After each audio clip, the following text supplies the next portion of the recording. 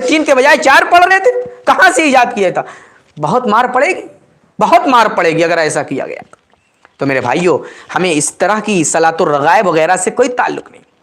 ایک اور بات میں بتاؤں، نبی علیہ الصلوۃ والسلام نے فرمایا من قرأ حرفا فی کتاب اللہ، جس نے قرآن کا ایک حرف پڑھا اسے 10 نیکیاں ملیں گی۔ اللہ کے نبی نے فرمایا میں نہیں کہتا کہ الف لام میم ایک حرف ہے، بلکہ الف ایک ہے، لام ایک ہے، میم ایک ہے، یعنی الف لام میم پڑھیں گے 30 نیکیاں ملیں گی۔ قرآن پڑھنا کتنا ثواب کا کام ہے، کتنے اجر کا کام ہے۔ اللہ کے نبی کی حدیث سے پتہ چلتا ہے قرآن پڑھنے سے چہرے پر نور ہوتا ہے، گھر میں برکتیں ہوتی ہیں۔ سورہ بقرہ پڑھیں گے آپ کے گھر سے شیطان غائب ہو جائے گا۔ لیکن اگر آپ نماز پڑھ رہے ہیں اور نماز میں سجدے میں اور رکوع میں قرآن کی تلاوت کریں، کیا اس کا ثواب ملنے والا ہے؟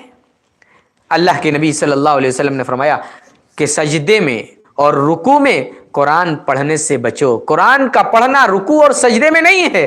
اگر ہم قرآن کو اس نیت سے پڑھیں کہ اللہ تعالیٰ نے کہا ہے کہ ثواب ملے گا، رکوع اور سجدے میں پڑھنا شروع کر دیں، ثواب ملے گا؟ نہیں ملے گا۔ نبی کی مخالفت ہے، نبی علیہ الصلوۃ والسلام کی مخالفت ہے، اور مخالفت جب نبی علیہ الصلوۃ والسلام کی ہم کریں گے تو کوئی ثواب وغیرہ نہیں ملے گا۔ سمجھ میں آ رہی ہے بات کو؟ تو یہ نبی علیہ الصلوۃ والسلام کے طریقے کے مطابق ہونا چاہیے۔ عقلی طور پر بھی ایک سمجھیں، آپ اپنے گھر میں کوئی مزدور رکھتے ہیں اور مزدور کو کوئی کام کے لیے متعین کرتے ہیں، کسی کام کے لیے متعین کرتے ہیں، اب وہ کام جس کو متعین کیا ہے اتنا نہیں کرتا بلکہ اس سے زیادہ کر دیتا ہے اور اس میں گڑبڑی ہو جاتی ہے، تو آپ مزدور کو فوراً ڈانٹتے ہیں، فوراً اس کے اوپر ناراض ہوتے ہیں کہ جتنا کہا تھا اتنا نہیں کیا، تم نے اپنے من سے ایسا کر دیا۔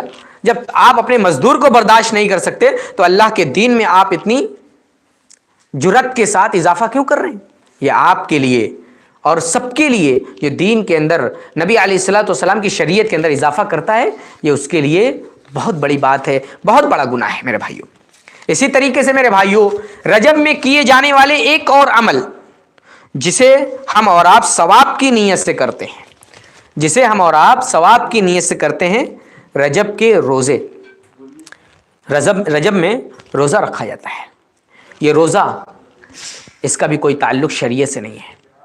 روزہ بھی اتنا ہی رکھیں گے جتنا اللہ اور اس کے رسول نے بتایا ہے۔ رمضان کے پورے مہینے روزے فرض ہیں، پورے مہینے روزے رکھیں گے۔ نبی علیہ الصلوۃ والسلام کی سنت ہے سوموار اور جمعرات کے دن روزہ رکھنا، اس دن رکھیں گے۔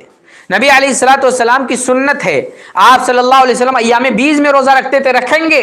اسی طریقے سے ہم اور بھی دنوں میں جب من چاہا تب روزہ رکھیں گے، اس کی اجازت ہے۔ لیکن کسی عمل کو کسی چیز کے ساتھ خاص کر کے رکھنا کہ یہ رجب کا روزہ ہے، یہ فلاں کا روزہ ہے، تو یہ اس کی اجازت نہیں ہے۔ اگر اللہ کے نبی نے خاص کیا ہے تو ٹھیک، اگر اللہ کے نبی نے خاص نہیں کیا ہے تو پھر اس کی اجازت نہیں ہے۔ حضرت عمر بن خطاب ہم اور آپ جانتے ہیں کون ہیں؟ کسی کو پتہ ہے؟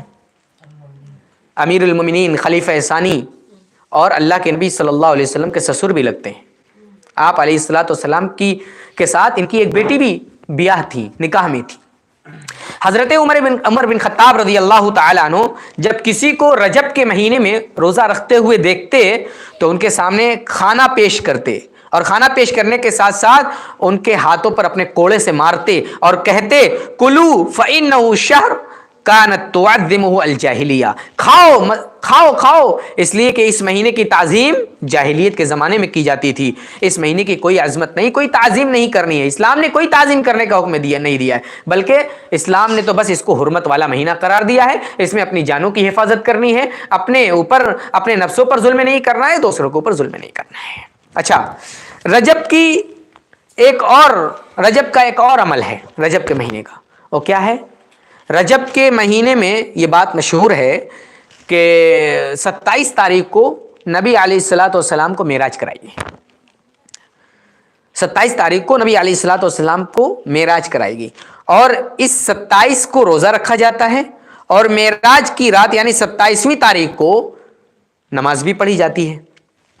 سب سے پہلے یہ بات جان لیں کہ رجب کی 27 تاریخ جو ہم سب کے درمیان بڑی اختلاف ہے، کوئی کہتا ہے کہ رمضان میں معراج ہوئی، کوئی کہتا ہے ربیع الاول میں معراج ہوئی۔